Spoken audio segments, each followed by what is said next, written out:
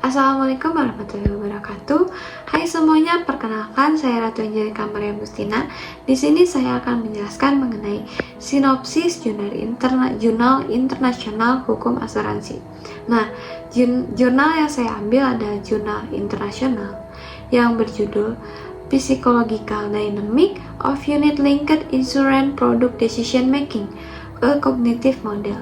Nah, berikutnya ada identitas jurnal, di mana kalian di sini bisa melihat autornya siapa, tahunnya, judul artikel, lalu ada nama jurnal, volume atau nomor jurnal, lalu ada DOI sama status jurnalnya, atau bisa diakses mengenai Scopus.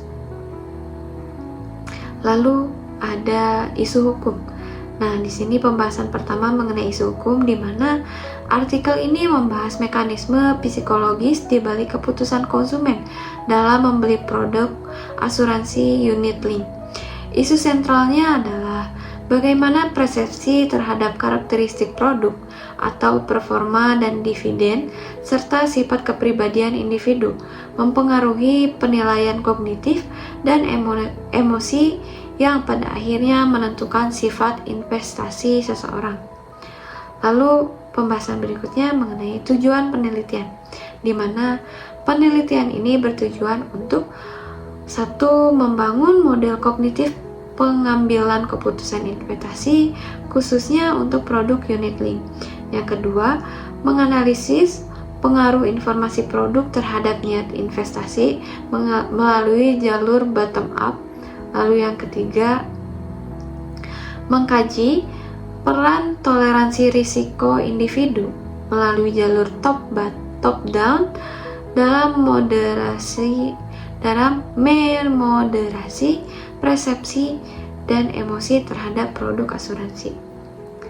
Lalu pembahasan yang lainnya mengenai metode penelitian. Nah, dalam penelitian ini menggunakan dua metode dalam penyusunannya, yaitu yang pertama ada metode penelitian dalam jurnal.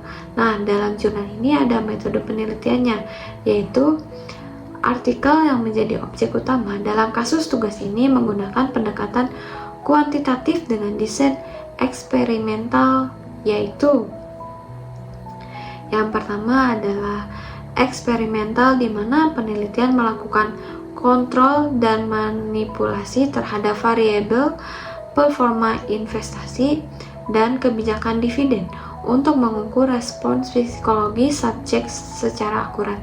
Lalu yang kedua, melalui survei dengan mengumpulkan data primer melalui survei terhadap 728 responden yang divalidasi memiliki pengalaman atau pemahaman mengenai produk asuransi unit link.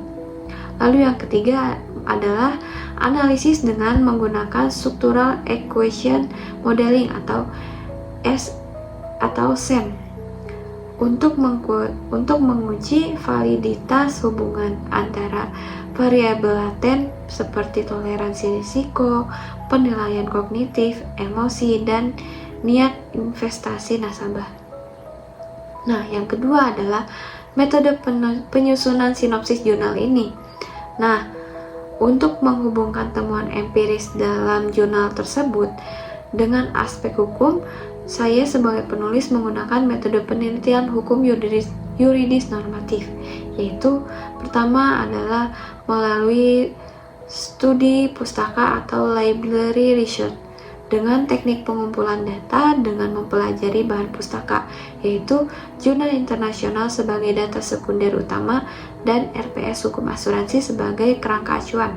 Lalu yang kedua mengenai pendekatan konseptual dengan menganalisis temuan psikologis dalam jurnal melalui doktrin dan prinsip hukum asuransi, khususnya prinsip utmost good faith atau itikat baik yang sempurna dan aspek perlindungan konsumen.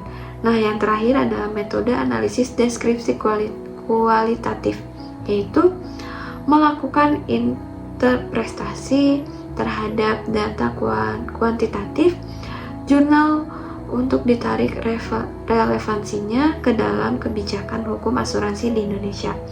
seperti regulasi mengenai produk asuransi yang dikaitkan dengan investasi atau PID. Nah, lalu ada pembahasan mengenai temuan utamanya atau findings.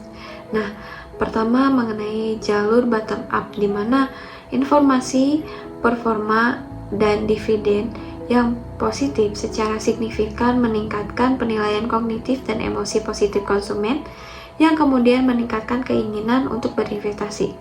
Lalu yang kedua ada temuan utamanya, yaitu jalur top down, dengan menghubungkan toleransi risiko individu yang berpengaruh negatif terhadap persepsi dividen dan emosi pada produk unit link. Karena individu dengan toleransi risiko tinggi cenderung kurang tertarik pada unit link, karena sebagian dianggap produk berisiko rendah yang tidak mempengaruhi ekspektasi keuntungan mereka. Lalu ada aspek emosi, di mana emosi positif merupakan prediktor kuat bagi niat investasi, sedangkan emosi negatif tidak menunjukkan pengaruh signifikan dalam model ini. Nah, yang terakhir yaitu ada persepsi versus realitas, di mana keputusan investasi lebih dipengaruhi oleh persepsi subjektif konsumen terhadap informasi produk daripada nilai objektivitasnya sendiri. Lalu ada analisis. Nah, artikel ini memberikan wawasan mendalam mengenai perilaku konsumen di sektor jasa keuangan, khususnya asuransi yang bersifat hibrida atau proteksi dan investasi.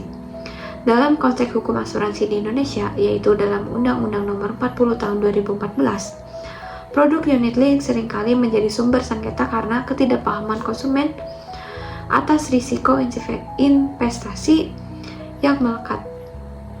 Nah, temuan bahwa persepsi lebih dominan daripada nilai objektif menunjukkan adanya celah dalam perlindungan konsumen. Pelaku usaha asuransi seringkali lebih menekankan sisi investasi daripada proteksi.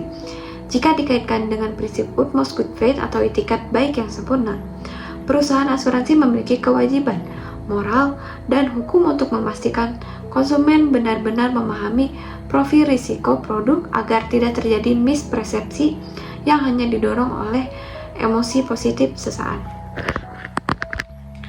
Lalu ada relevansi dengan RPS hukum asuransi. Nah, artikel ini secara spesifik mendukung pencapaian kompetensi pada beberapa pertemuan dalam RPS hukum asuransi. Yang pertama mengenai sub CPMK 1, di mana asuransi sebagai manajemen risiko dengan memahami bagaimana konsumen memandang risiko itu sendiri. Lalu yang kedua mengenai sub CPMK 7, di mana prinsip asuransi itikat baik atau utmost good faith. Jurnal ini menunjukkan bahwa cara informasi disajikan mempengaruhi psikologi konsumen. Dalam hukum asuransi, perusahaan wajib memberikan informasi yang tidak menyesatkan agar niat investasi nasabah didasarkan pada fakta, bukan manipulasi emosi. Lalu yang ketiga mengenai sub CPMK 9, di mana pelindungan konsumen dan aspek inovasi produk, dengan menganalisis tanggung jawab perusahaan asuransi dalam pemasaran produk unit link yang kompleks karena emosi positif dapat membuat nasabah mengabaikan risiko.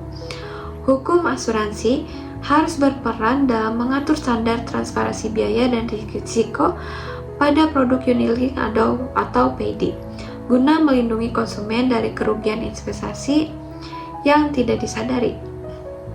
Nah, yang terakhir mengenai sub CPNK 10, di mana asuransi varia dan produk PID atau produk asuransi yang dikaitkan dengan investasi atau unit link, menjelaskan mengapa unit link sangat populer namun juga sangat berisiko dari sisi sengketa hukum.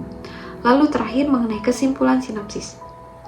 Dalam penelitian ini membuktikan bahwa minat terhadap asuransi unit link sangat dipengaruhi oleh dinamika psikologis individu.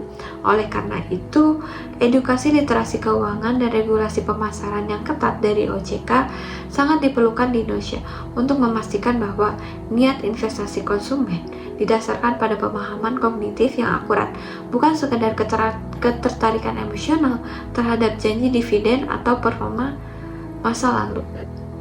Mungkin sekian pembahasan materi yang saya berikan. Mohon maaf jika ada kekeliruan atau mungkin kurang mengenai penjelasannya dan serta tutur bahasanya. Saya ucapkan terima kasih. Wassalamualaikum warahmatullahi wabarakatuh.